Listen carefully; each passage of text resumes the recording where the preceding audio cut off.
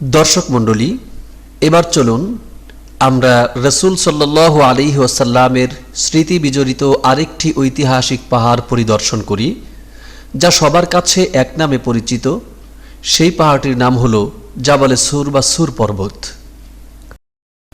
কাবা শরীফ থেকে ৩ মাইল দক্ষিণ পূর্ব দিকে এই পাহাড়ের অবস্থান। দর্শক মণ্ডলী, আজকাল মক্কা শরীফ থেকে জাবালে সুরে যেতে হলে এই পথ দিয়ে অনেকগুলি ট্যানেল পার হয়ে যেতে হয়। আপনারা ট্যানেলের ভেতরের রাস্তা দেখতে পাচ্ছেন।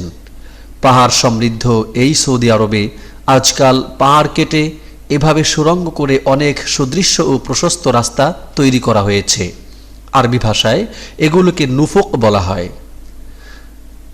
রাসূল সাল্লাল্লাহু আলাইহি ওয়াসাল্লামের পদস্পর্শধন্য সেই ঐতিহাসিক জাবালে সুরের পাদদেশ দেখা যাচ্ছে। আজকাল সেখানে গাড়ি প্রবেশ করতে পারে।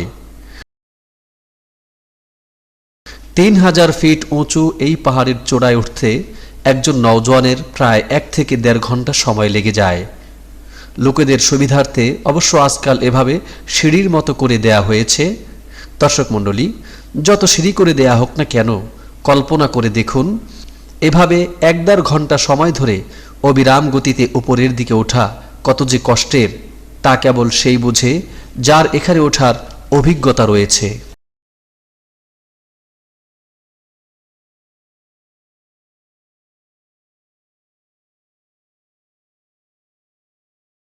পাহাড়ের গায়ে বিভিন্ন স্থানে পাথরের ফাঁকে ফাঁকে কিছু ঘাস ইত্যাদিও নজরে পড়ে, যা উটের জন্য খুব সুস্বাদু খাবার। কোথাও কোথাও বিশাল আকারের পাথর এমনভাবে পাহাড়ের গায়ে পড়ে রয়েছে, দেখলে মনে হবে এই বুঝি পড়ে যাবে, অথচ এভাবেই রয়েছে যুগ যুগ ধরে। জাবালে সুরের চূড়ায় অবস্থিত এই সেই গারে সুর বা সুর গুহা, যেখানে আল্লাহর রাসূল সাল্লাল্লাহু আলাইহি ওয়াসাল্লাম প্রিয় সঙ্গী আবু বকর সিদ্দিক রাদিয়াল্লাহু তাআলা আনহুকে সাথে নিয়ে আত্মগোপন করেছিলেন। মক্কার কাফেররা আল্লাহর হাবিবকে চিরতরে দুনিয়া থেকে বিদায় করে দেওয়ার হীন উদ্দেশ্যে যখন জোট বেঁধে নবীজির অবস্থান স্থল ঘেরাও করে ফেলে, তখন আল্লাহর হুকুমে রাতের অন্ধকারে কাফেরদের চোখে ফাঁকি দিয়ে নবীজি সাল্লাল্লাহু আলাইহি ওয়াসাল্লাম মদিনায় হিজরতের উদ্দেশ্যে আবু বকর রাদিয়াল্লাহু তাআলা আনহুকে সাথে নিয়ে বেরিয়ে পড়েন। কাফেরদের টার্গেট এড়াবার জন্য সোজা উত্তরে মদিনার দিকে না গিয়ে প্রথমে দক্ষিণ পূর্ব দিকে এগুতে থাকেন। রাতের অন্ধকার থাকতেই এক পর্যায়ে এসে এই পাহাড়ের উপরে সুর গুহায় আত্মগোপন করেন। গুহায় প্রবেশ করার পর আবু বকর রাদিয়াল্লাহু তাআলা আনহু পিছনে কাফেররা পায়ের চিহ্ন অনুসরণ করে অবশেষে খুঁজে পায় কিনা সেই আশঙ্কা ব্যক্ত করেন। চরম এই বিপদের মুহূর্তেও সামান্য বিচলিত না হয়ে আল্লাহর নবী সান্ত্বনা দিয়ে বললেন, লা তাহজান ইন্নাল্লাহা মা'ানা, কোনো ভয় নেই, আল্লাহ আমাদের সাথেই আছেন।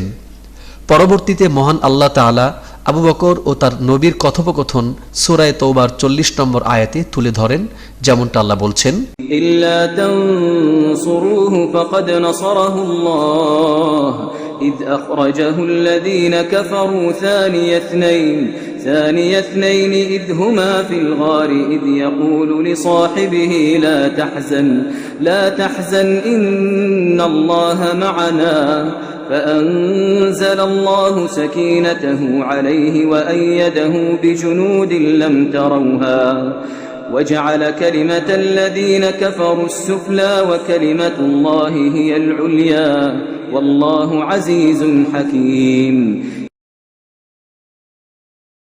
অতঃপর যখন ফর্সা হয়ে গেল, দেখা গেল গুহার মুখের সামনে কবুতর বাসা বেঁধে ডিম পেড়েছে, মাকড়সা জাল বুনেছে। এরপর কাফেররা ঠিকই এই গুহা পর্যন্ত এসেছিল, কিন্তু গুহার মুখে এরূপ জাল ও বাসা দেখে নিরাশ হয়ে তারা ফিরে যায়। এভাবে আল্লাহ তার প্রিয় রাসূলকে শত্রুর হাত থেকে রক্ষা করেন। এই গুহায় নবীজি সাল্লাল্লাহু আলাইহি ওয়াসাল্লাম আবু বকর সহ ৩ দিন ৩ রাত অবস্থান করেন। এ সময় মা আয়েশা রাদিয়াল্লাহু তাআলা আনহার বোন আসমা বিনতে আবি বকর রাদিয়াল্লাহু তাআলা আনহা এসে তাদেরকে খাবার দিয়ে যেতেন। মা আয়েশার ভাই আবু বকরের ছেলে আব্দুল্লাহ অত্যন্ত গোপনে এসে মক্কার খবরাখবর জানাতেন। আসমা এবং আব্দুল্লাহ এভাবে গোপনে আসা যাওয়া করলেও তাদের পায়ের ছাপ মাটিতে অঙ্কিত হয়ে যেত। আবু বকরের রাখাল আমির বিন ফুহায়রা ছাগলের পাল চড়াতে নিয়ে এসে পরে পায়ের ছাপগুলো মুছে দিতেন। এই গারে সুরকে কেন্দ্র করে যে স্মৃতির হাতছানি রয়েছে, সেই হাতছানিতেই মানুষেরা আজও বড় আবেগ নিয়ে এখানে ছুটে আসে। তারা অনুভব করে রাসূলের ছোঁয়া যেন আজও লেগে আছে এই পাহাড়ের গায়ে। गमे नबी में लिबास हस्ती बदल गया हो, सुकूने पा